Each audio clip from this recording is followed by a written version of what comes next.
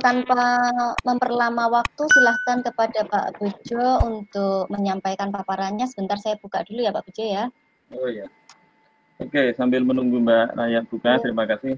Saya kira ini apresiasi yang luar biasa untuk Desa Apps. Hari ini mencoba untuk putaran pertama menyapa para, namanya Sobat Desa ya. Yang saya kira di layar ini menunjukkan sudah 137, saya kira ini banyak sekali. Sebelumnya saya sampaikan juga terima kasih, saya lihat tadi sepintas ada 2 senior ternyata ini Mas Habib, matur nuwun sangat Mas Habib sudah bergabung, ini Ketua Agama Jakarta. Ada Bu Yani juga saya lihat tadi sepintas.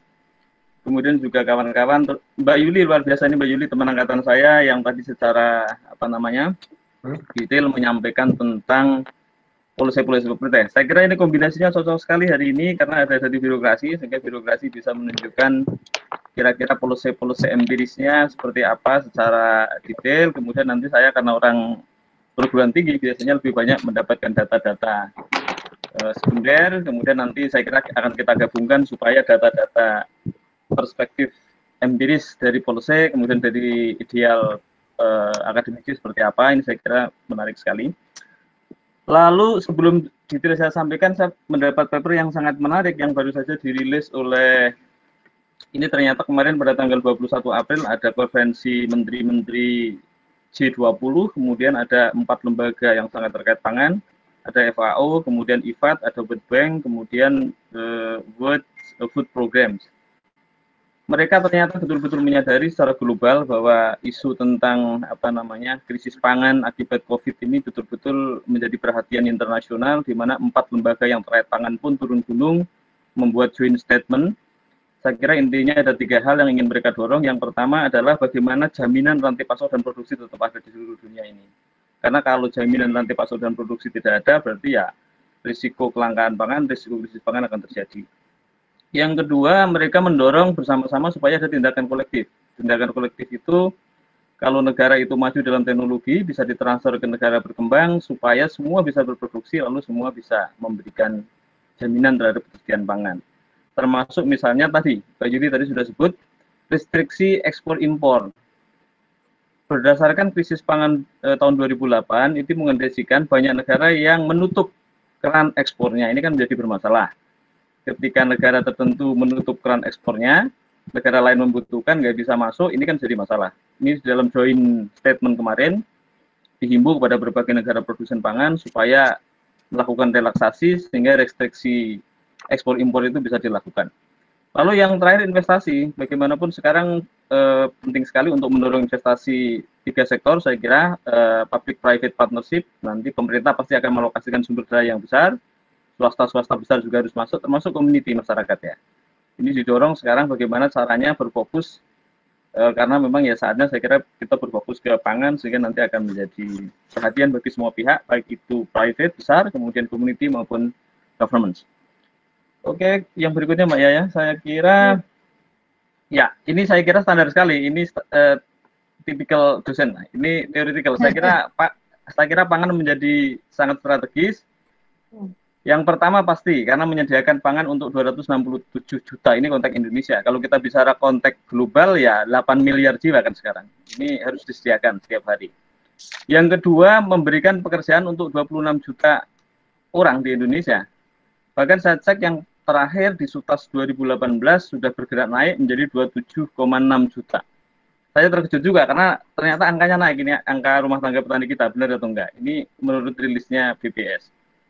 Yang lain juga pasti kita mendapatkan devisa dari ekspor produk-produk pangan, produk-produk pertanian. Tidak kalah pentingnya ada feeding, pakan ternak kita, pakan ikan kita itu juga semua dari bahan pangan. Kemudian juga bahan baku energi. Sekarang sebagian besar bahan dari pertanian dan pangan juga dikonversi menjadi biofuel misalnya. Lalu yang lain menjadi fiber. Ini saya kira saya ingin menunjukkan betapa pentingnya pangan ini tidak hanya dimakan orang tapi juga untuk fungsi yang lain. Oke, terus saya ingin memotret bagaimana situasi ketahanan pangan kita sebelum COVID. Paling tidak data yang paling baru yang bisa saya dapatkan yang dirilis tahun ini tapi data 2019.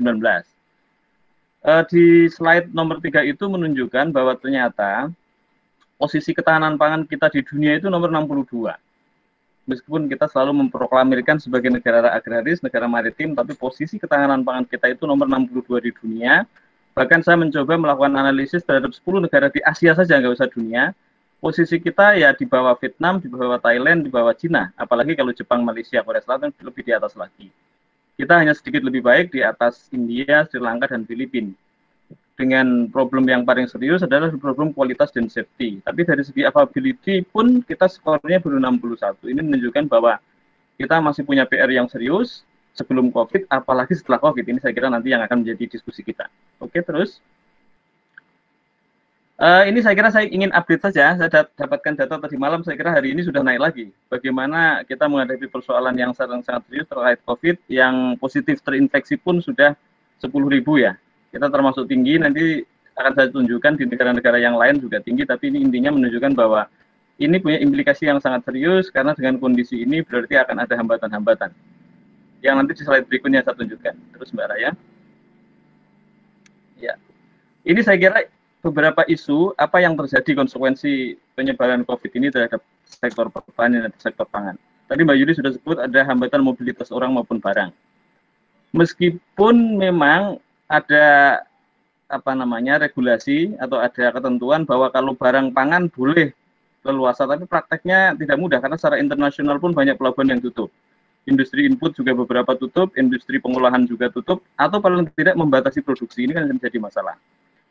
Lalu yang lain, proses produksi juga terhambat. Karena apa? Karena yang biasanya dilakukan kan masyarakat berkumpul, beramai-ramai, menanam, memanen, mengangkut. Sekarang kan tidak bisa seperti itu. Ada cara-cara baru, sehingga aktivitas pertanian menjadi terhambat. Makanya ada program pengadaan mesin, nanti akan kita diskusikan. Ada hambatan distribusi logistik, ada misalnya juga pelabuhan tutup, termasuk ekspor impor pangan terhambat. Beberapa negara untuk produk tertentu nggak mau lagi buka ekspornya misalnya.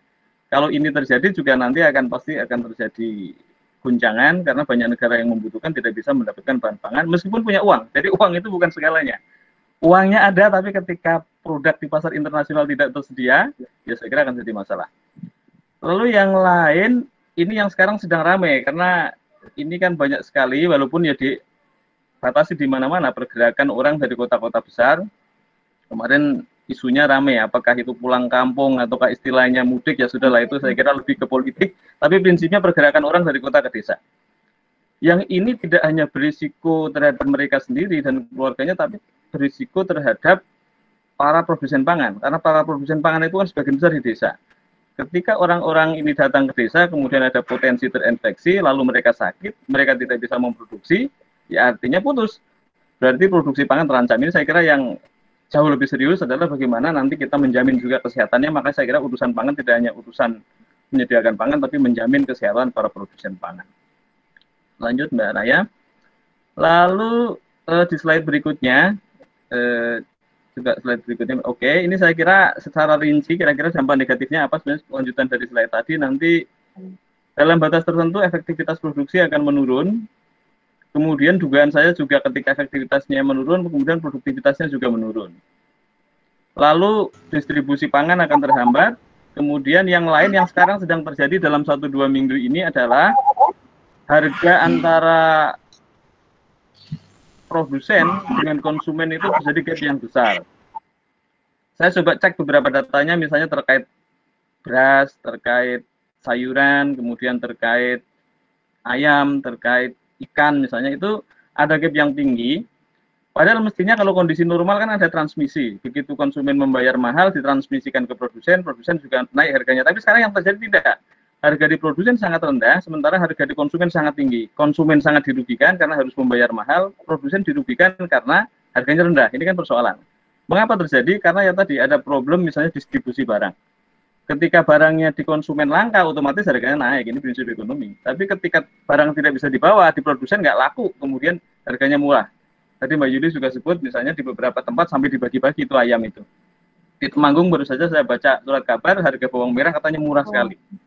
Lalu yang lain, berarti ada potensi petani itu akan merugi karena harganya murah, kemudian juga konsumen akan menanggung harga yang sangat mahal kalau misalnya distribusi tidak bisa berjalan dengan baik, barang-barang stop di sentra-sentra produksi tidak bisa dibawa, sehingga konsumen harus berebutan satu dengan yang lain, harus membeli barang dengan langka, termasuk kemarin gula ya, susah sekali kita mendapatkan gula. Oke, ya terus, lalu ya lanjut berikut. Ini saya kira saya ya tipikal akademisi, jadi ngomong data lah.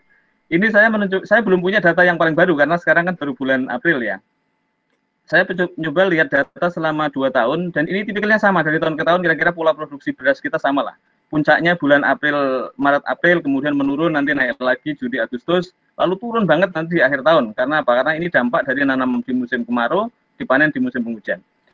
Yang saya pikirkan adalah di yang tanda merah itu di September Desember. Kalau sekarang Juli Agustus mungkin akan ada masalah, tapi masalahnya bukan masalah di supply, tapi masalahnya adalah masalah harga di konsumen jatuh. Ini sekarang saya cek beberapa harga beras, harga gabah, HPP sudah ditetapkan, tapi ternyata faktanya juga di lapangan HPP-nya masih harga real di petani masih lebih rendah dari HPP. Yang jadi masalah ketika nanti karena ada berbagai hambatan itu, kemudian bulan Mei, Juni, Juli, Agustus, petani tidak bisa menanam dengan baik, berarti 4 bulan berikutnya itu potensi produksinya kan pasti turun.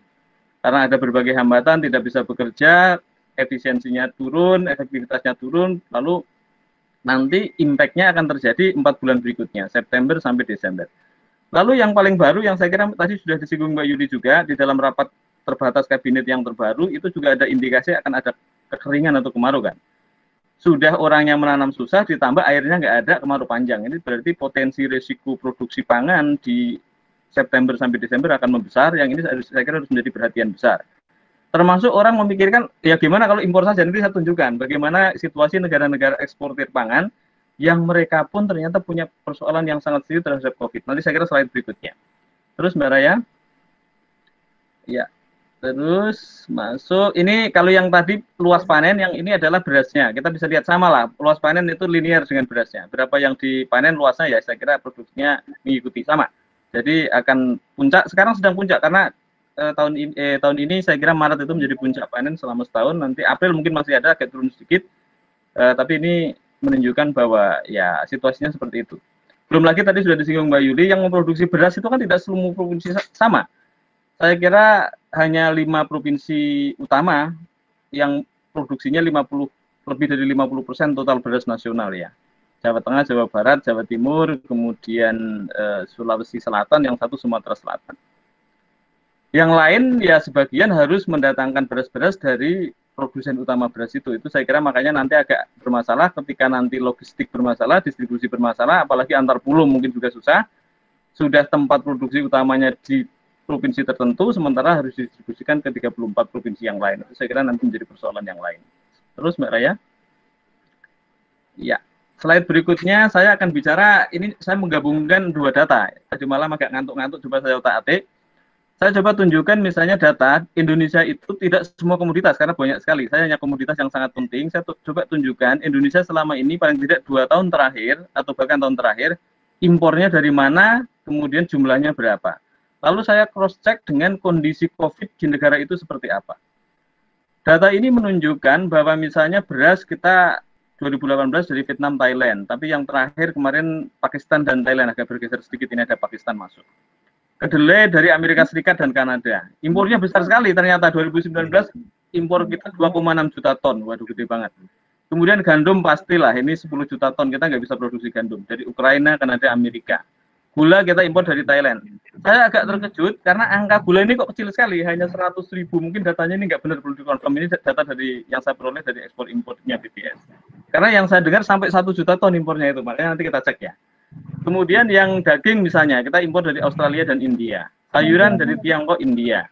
Buah-buahan dari Tiongkok, Thailand. Makalahnya. Lalu kalau saya cross-check dengan situasi COVID, itu di kolom kanannya, wah itu kita lihat. Bahkan yang di bawah 1.000 itu nggak ada ini yang intervensi ya. Itu rata-rata di atas 2.000. Saya coba kategori sederhana misalnya, kalau kurang dari 10.000 kasus, tak anggap ya sedang. Tinggi lah, tapi kalau di atas 10.000 saya anggap misalnya sangat tinggi. Kalau kita lihat hanya Vietnam itu yang kira-kira aman ya, karena Vietnam itu kan tidak ada yang meninggal, kemudian yang positif kurang dari 1.000. Tapi yang lain, apalagi Amerika itu kan hampir 1 juta itu ya. Sekarang sudah naik lagi angkanya. Kemudian Tiongkok, India, Pakistan pun juga sangat tinggi. Jadi kalau kita mau mendatangin beras dari Pakistan belum tentu bisa ini ya. Ini situasinya. Lalu yang berikutnya, coba Raya masuk lagi, ya next lagi, ya. Yang berikutnya ini, kira-kira strateginya seperti apa? Walaupun secara teknis policy tadi Mbak Yudi sudah dikatakan, saya kira begini. Perlu ada relaksasi produksi, tentu tidak semua tempat ya. Kalau meskipun itu basis produksi pertanian, tapi kalau itu zona merah, pemerintah kan buat zona-zona itu, zona merah dari aspek risiko COVID, mungkin memang dalam waktu tertentu tidak boleh ada aktivitas. Tapi kalau itu zona katakanlah kuning, zona hijau gitu ya, dengan standar kesehatan mereka tetap bisa bekerja, karena kalau orang tidak bekerja berarti nggak bisa memproduksi. Kalau nggak bisa memproduksi nggak ada pangan, itu saya kira makanya bagaimanapun ada relaksasi produksi, tapi nanti harus memperhatikan protokol kesehatan. Lalu relaksasi distribusi, ya pasti harus dicek lah barang-barang itu. Jadi ketika ada produk-produk lewat jalan raya dicek oke, tapi mungkin ada prosedur-prosedur harus dengan treatment tertentu, tapi saya kira dimudahkan karena itu bukan orang, barang saya kira nanti supaya bisa menjamin barang-barang itu akan distribusi dengan aman kemana-mana. Lalu idenya saya kira ini sudah mulai dilakukan Kementan ya, karena orang tidak boleh berkerumun, maka salah satu cara adalah dengan alat mesin. Jadi ketika misalnya biasanya 20 orang, 15 orang manen, tapi kalau alat mesin mungkin cukup 3 orang. Saya kira ini akan dari perspektif kesehatan juga aman, tapi dari perspektif jaminan bisa tetap produksi saya kira juga bisa berlangsung. Lalu yang lain adalah isu-isu penyuluhan bimbingan. Saya kira tetap dibutuhkan ini, meskipun alatnya ada, benihnya ada, tapi kalau tidak ada penyuluhan dan bimbingan ya susah. Walaupun nanti mungkin harus merubah juga polanya. Penyuluh mungkin tidak harus setiap hari secara fisik datang ke lapangan, tapi juga seperti kita di perguruan tinggi mulai memanfaatkan misalnya new media, memanfaatkan ICT, sehingga petani pun bisa belajar tentang teknik-teknik produksi yang baru. Walaupun pasti ada problem, karena di daerah remote area seperti apa, listriknya nggak ada, internetnya nggak ada. Ini persoalan yang lain, saya kira nanti harus didiskusikan.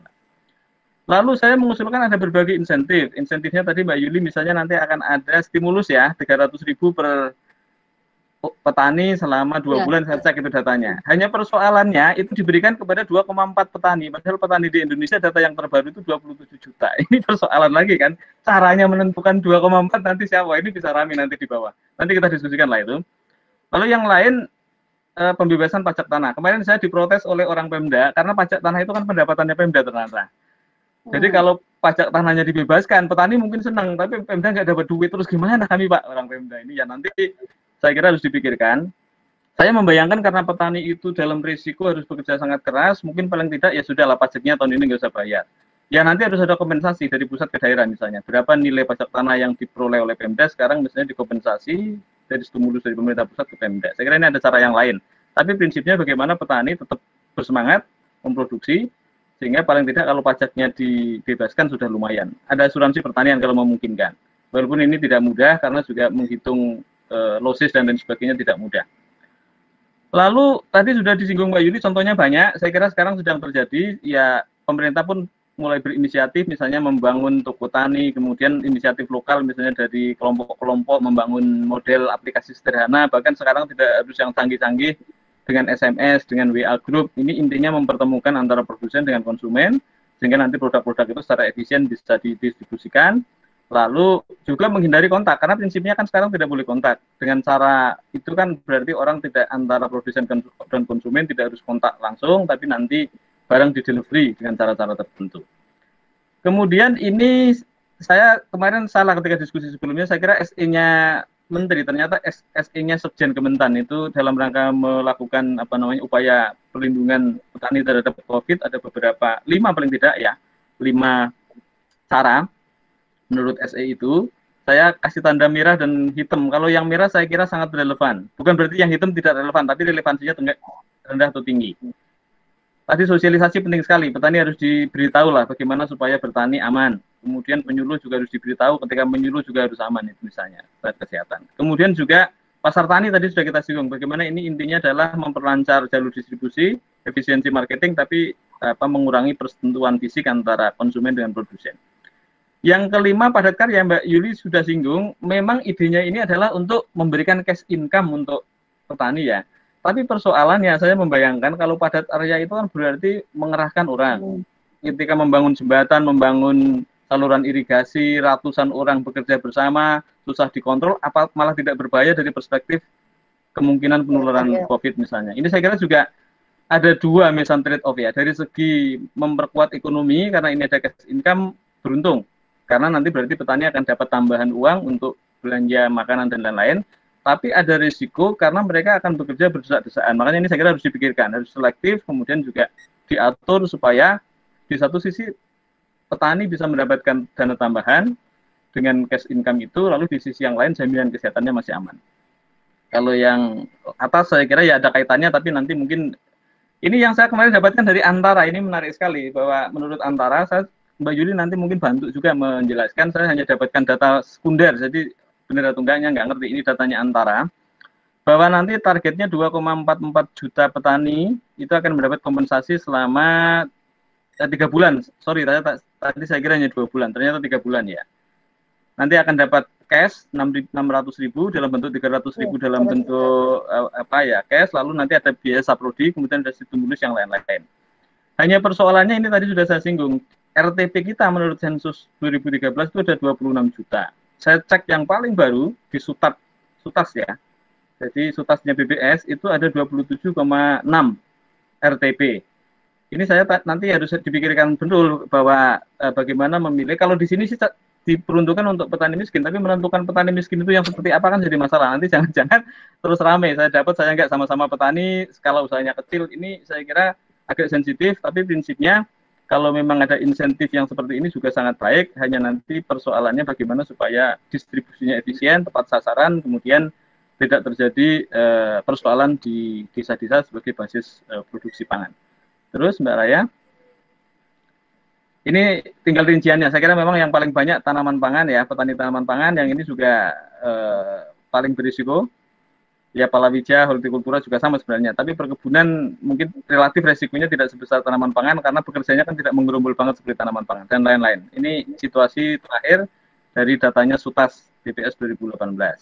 Terus Mbak Raya, lalu saya menyoroti, saya sebenarnya sedang menulis satu tulisan karena ini lagi rame urusan sawah ya. Ini banyak sekali, ini dalam minggu ini, kebetulan diomongin minggu lalu, tapi banyak sekali yang merespon gimana ini sawah. Saya kira saya sangat mengapresiasi bagaimanapun Pak Presiden kan memperhitungkan dua hal, ada dua hal besar, FAO sudah ngomong ini resiko krisis pangan loh. Lalu orang juga memprediksi nanti akan ada cuaca ekstrim, kemarau berkepanjangan, sudah situasinya kena COVID, orang tidak bekerja maksimal, lalu nanti alam juga mungkin tidak bersahabat. Ini sehingga mendorong Pak Presiden itu saya kira supaya kita serius untuk mencetak sawah baru, diperintahkan kepada Menteri Pertanian, BUMN, lalu juga Pemda ya. Itu situasinya. Lalu saya coba lihat-lihat slide berikutnya Mbak Raya. Kalau untuk jangka panjang mungkin bagus ya ini ya, artinya tidak untuk menyelesaikan problem sekarang gitu ya, problem tahun ini. Kalau untuk karena mencetak sawah kan tidak bisa sehari 2 hari. Setahun saja saya kira tidak selesai karena prosesnya panjang sekali. Ternyata ada 5 tahap. Mulai dari survei, penentuan lokasi, penentuan calon penerima, lalu desain sampai konstruksi, kemudian uji coba dan seterusnya, itu panjang sekali prosesnya. Ini sangat strategis dari politik agraria nasional karena sawah itu tidak hanya identik dengan beras maksud saya, tapi sawah itu hampir semua pangan pokok kita ya dari sawah. Memproduksi beras, kalau musim kemarau jagung, kalau musim kemarau kedelai, bahkan tebu misalnya. Jadi beras itu betul-betul maksud saya sawah itu betul-betul identik dengan pangan nasional. Sehingga ini sangat strategis, bahkan Pak Presiden di dalam janji politik nawacita itu sekian tahun yang lalu ya, tahun 2014 sudah dijanjikan akan cetak sawah baru 1 juta hektar. Saya cek datanya, sawah kita ternyata menurun ya. Pada data terakhir ini Kementerian ATR BPN dengan Kementerian Pertanian sudah sepakat, sudah ada penelitian, sawah kita sekarang tinggal 7,4 juta hektar. Dibanding tahun 2018 memang naik sedikit, naik 358, tapi dibanding 16 tahun yang lalu, tahun 2013, sawah kita ternyata berkurang hampir 30.000 hektar. Karena apa? Karena alih fungsi. Ini persoalan serius. Jadi meskipun kita nyetak setiap tahun, saya coba hitung-hitung, ternyata dalam 5 tahun kita berhasil mencetak 221.000 sawah selama 5 tahun. Kalau dibagi 5, berarti kira-kira ke 60.000.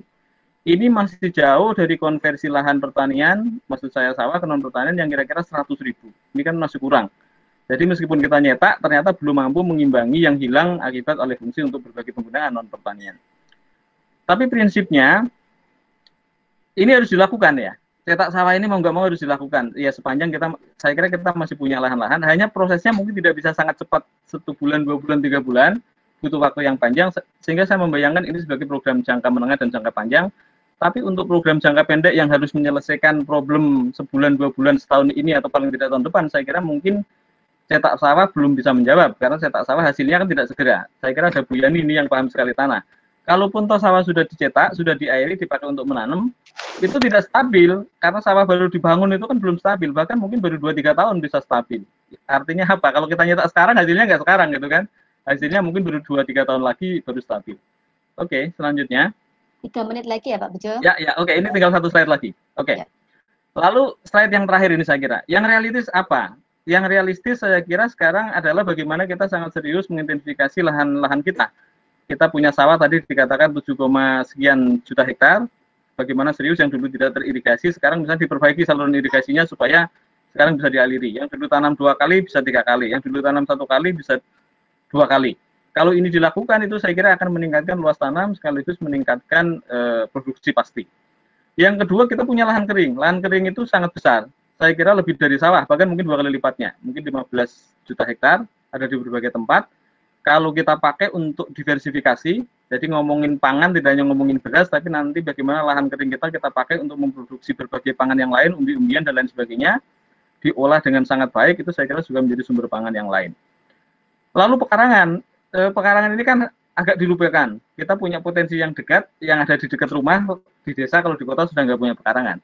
Kalau orang tidak bisa kemana-mana karena terhambat mobilitas dengan aturan kesehatan, ya sekarang nanam di pekarangan intensif. Di kota pun bisa urban farming. Jadi saya kira sekarang justru di masa-masa yang sangat darurat ini harus didorong misalnya promoting urban farming, orang-orang kota yang misalnya punya waktu cukup, diberi medianya, diberi pupuknya, diberi benihnya, suruh nanam lah di terasnya di mana misalnya berapa pot polybag misalnya 20-30, saya kira bisa dalam batas tertentu cukup menolong misalnya produksi sayuran, buah-buah sederhana yang ini saya kira akan membantu secara nasional. Kalau diagregasi itu bagaimana ini membantu ketahanan nasional.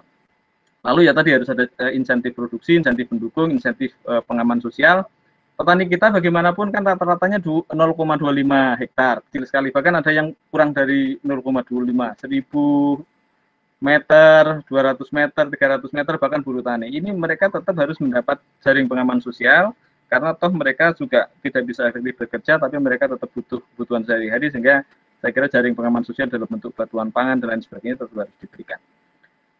Itu kira-kira Mbak Raya, Mbak Yuni, dan kawan-kawan semua beberapa ide untuk melengkapi, karena tadi polisinya sebagian sudah ada di Mbak Yuni, supaya kita saling melengkapi, sehingga kawan-kawan mendapat perspektif yang berimbang. Saya kembalikan ke Mbak Raya, terima kasih.